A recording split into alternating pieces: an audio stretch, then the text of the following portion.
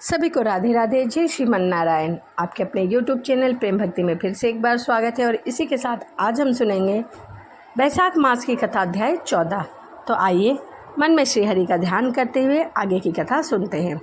श्री सूत जी कहने लगे कि हे मेष की संक्रांति में वैशाख के महीने में जो प्राणी प्रातःकाल उठकर स्नान आदि से निवृत्त होकर मधुसूदन भगवान की पूजा करता है उसे मनोहर सुख की प्राप्ति होती है। उसके सभी पाप नष्ट हो जाते हैं और सभी सुख सुविधाएं उसे मिलती है। एक प्राचीन इतिहास कहता हूँ, यह इतिहास पाप दूर करने वाला, पवित्र करने वाला और धर्म कार्य करने वाला है।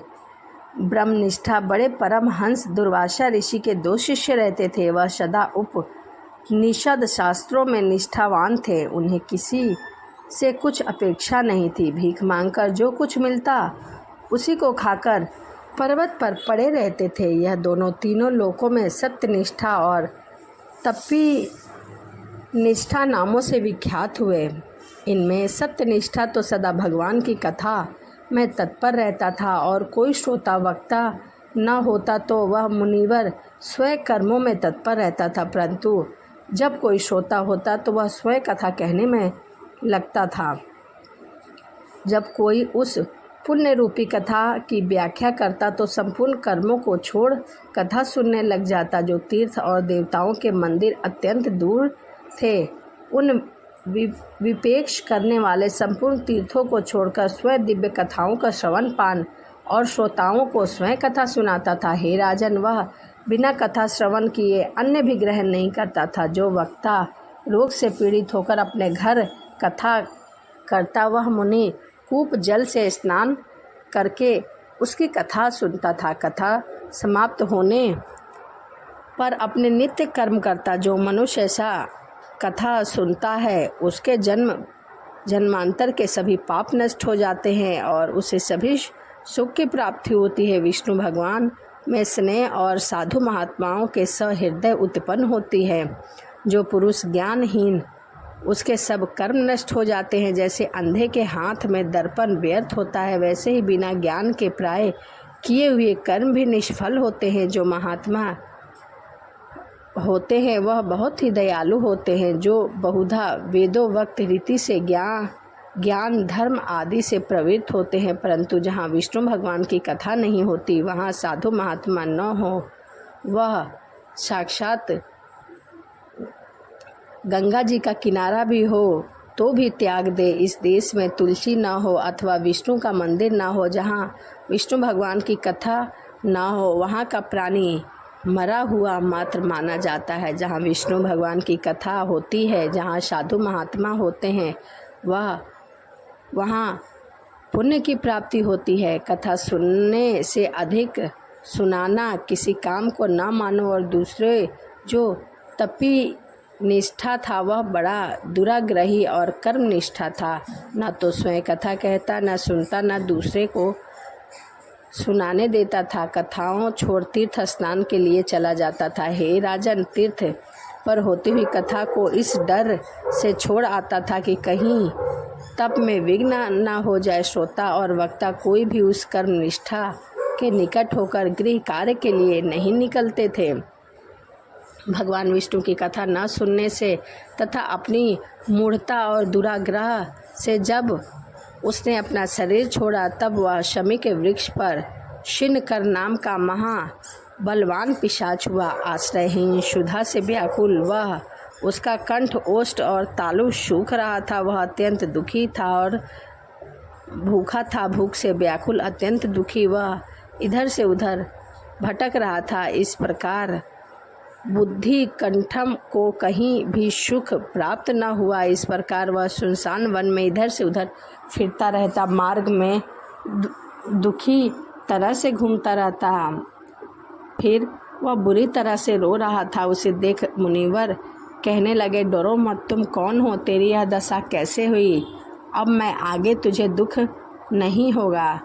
जब सत्यनिष्ठा ने ऐसा आश्वासन दिया तब जाकर उसे थोड़ी सी खुशी मिली।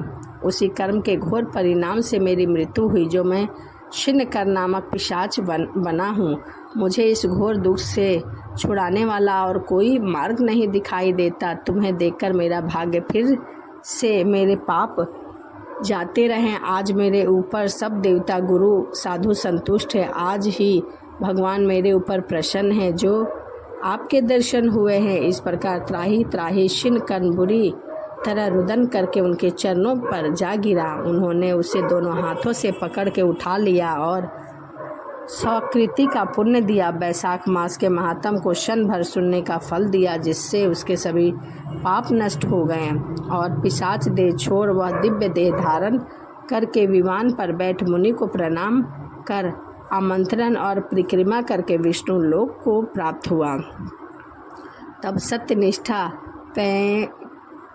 सत्यनिष्ठा बारंबार महात्मा श्रवण की चिंता करता हुआ सूत जी बोले, जहाँ शुभ फल देहधारी सब लोगों के पाप दूर भगवान विष्णु करते हैं, वहीं संपूर्ण तीर्थ और अनेक श्रेय आए है जहाँ भगवान विष्णु की कथा रूपी नदी बहती रहती है। इसीलिए जहाँ भी भगवान नारायण की कथा हो वहाँ ज़रूर सुनना चाहिए और बैसाख मास के धर्मों का पालन हमें ज़रूर करना चाहिए। इससे मनुष्य के सभी पाप नष्ट हो जाते हैं और जन्म जन्मांतर से मुक्ति मिल जाती है और उन पर भगवान मधुसूदन की कृपा रहती है। तो बैसाख मास की कथा अध्याय 14 यहीं समाप्त होता है। इसी के साथ वीडियो को यहीं समाप्त करते हैं और आपसे मिलते हैं अगली वीडियो में। सभी को राधे राधे। जय श्रीमन नारायण। हरे कृष्णा। सभी को राधे राधे। जय श्रीमन नारायण। आपके अपने YouTube चैनल प्रेम भक्ति में फिर से एक बार स्वागत है और इसी के साथ आज हम सुनेंगे बैसाख मास की कथा अध्याय 15। श्रुतदेव जी बोले, हे राजन, मधुसूदन भगवान के प्यारे बैसाख महात्म का फल और भी सुनो। यह पापनाशक है। प्राचीन काल में पंचाल देश में पुण्यशील और बुद्धिमान भूरी यश का पुत्र पुरु यश था। पिता के मरने पर वही राजा हुआ। वह बहुत शूरवीर और उद्धार था। धनुविद्या में बड़ा प्रतापी था। धर्म पूर्वक पृथ्वी का शासन करता था, परंतु पूर्व जन्म में इसने जलदान नहीं किया था। इस पाप के मारे कुछ काल में उसको सब संपत्ति नष्ट हो गई। महारोग से पीड़ित होकर घोड़े हाथी सब मर गए। फिर राज्य में ऐसा दुर्भिक्ष पड़ा कि सब मनुष्य नष्ट हो गए तथा राज्य और कोष हाथी से भक्षण किए हुए कैद के समान हो गए। इससे राजा को बलहीन जान उसे जीतने का निश्चय किया। उसके वैरी सैकड़ों राजा आए और उस पंचाल के राजा को युद्ध में जीत लिया। राजा परास्त होकर पहाड़ के कंधारों में घुस गया और सीखरी रानी और धर्मयागन साथ थे। वहाँ का मार्ग और कोई नहीं जानता था। राजा बड़े कष्ट से जीवन व्यतीत कर रहा था। तब राजा के मन में चिंता उत्पन्न हुई कि मेरी ऐसी दशा किस कर्म से हुई। मैं कर्म और जन्म से तो शुद्ध हूँ। सदैव माता पिता का हित चाहता था। मैं सदा गुरु के प्रति भक्ति, ब्राह्मणों की सेवा और अन्य धन सभी दान करता था। मेरा भाई पुत्र सहद सभी हितकारी थे। फिर मुझे ऐसा कष्ट क्यों प्राप्त हुआ। ऐसी चिंता करता हुआ वह खिन्न बुद्धि राजा अपने गुरु का स्मरण करने लगा। तब उपयाजक नाम के 2 मुनिवर सर्वज्ञात राजा के स्मरण करने पर वहां आ पहुँचे। राजा उन्हें देख सहसा और उठ खड़ा हुआ और सिर झुकाकर उन्हें प्रणाम किया।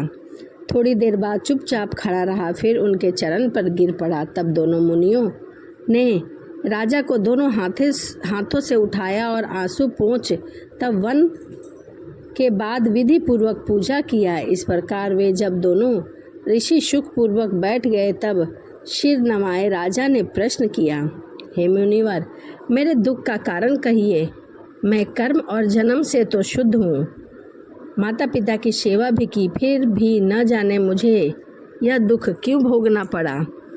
पाप से डरता रहा, प्राणियों पर दया करता रहा, गुरु की सेवा करता रहा, फिर भी न जाने मुझे कष्ट कैसे मिला। मैं वन में वास करता हूँ, अकेला क्यों रह रहा हूँ। मेरे पुत्र भाई बंधु सहेद्री कोई नहीं है। न जाने कौन सा पाप किया है।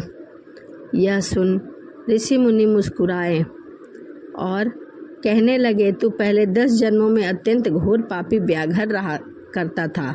तब तू बहुत निष्ठुर संपूर्ण जीव मात्र की हिंसा में तत्पर रहता था। धर्म, इंद्र आदि शांति तुझ में शैल मात्र भी न थी। तेरी जीवा में कभी विष्णु नाम का उच्चारण भी नहीं किया।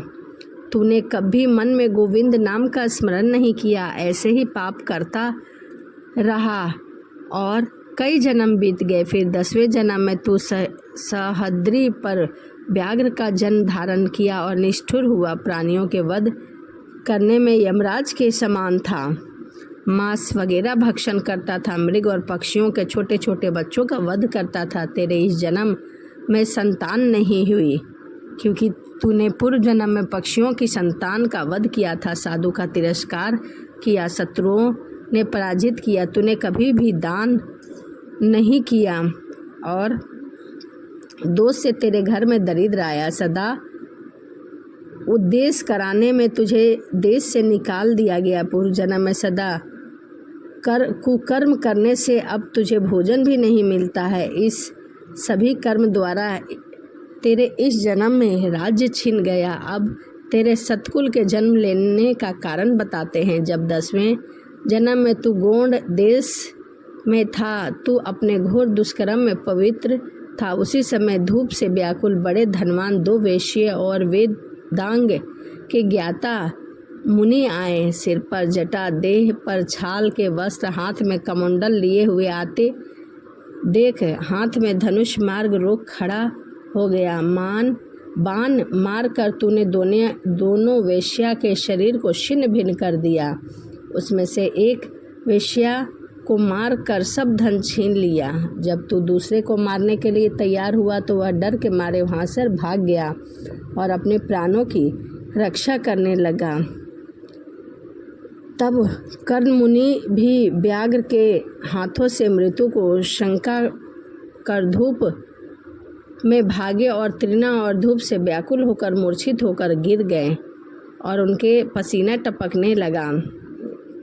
तब तूने मार्ग में मूर्छित पड़े ब्राह्मण से पूछा कि धन कहाँ फेंके हैं और वह वेश्य कितनी दूर गया और थके हुए ब्राह्मणों को उठाने की चेष्टा तूने नहीं की और तू धन के लोभ में इधर उधर चला गया। इस प्रकार मुनि को चेत कर तुम शंका मत करो, वन में जाओ, मैं सहस्र धारण किए हुए हूँ। जो तुम ठीक ना बताओ तो मैं तुम्हें मार डालूँगा। ऐसा तुमने उस मुनि से कहा। अभी राजा के कर्मचारी रुदन सुनकर मेरे पाँवों का खोज कराने लगे। इन सब कर्मों से तुम्हें यह दुख प्राप्त हुआ है। तब राजा ने कहा, हे मुनिवर, अब मुझे क्या करना चाहिए? तब मुनिवर ने कहा कि तुम्हें जलदान करना चाहिए, बैसाख मास के सभी धर्मों का पालन करना चाहिए। मधुसूदन भगवान ने अक्षय तृतीया के दिवस साक्षात दर्शन दिए थे तो अच्युतम भगवान को देखकर राजा बड़ा विस्मित हुए। नारायण चतुर्भुज शंख चक्र गदा लिए वनमाला पहरे लक्ष्मी तथा अनुचरोहित गरुड़ पर बैठे थे। उनके असहनीय तेज देख कर राजा ने नेत्र बंद कर लिए। फिर उनको दर्शन देकर हर्ष के मारे उन्मत्त चेष्ट करने लगा। सब देह पर रोम रोम खड़े हो गए, नेत्रों से आंसू गिरने लगा और भक्तिपूर्वक हाथ जोड़कर सिर को नवाकर स्तुति करने लगा। तो यह बैसाख मास की कथा अध्याय 15 था। वीडियो यहीं समाप्त करते हैं और आपसे मिलते हैं अगली वीडियो में। सभी को राधे राधे। जय श्रीमन नारायण। हरे कृष्णा।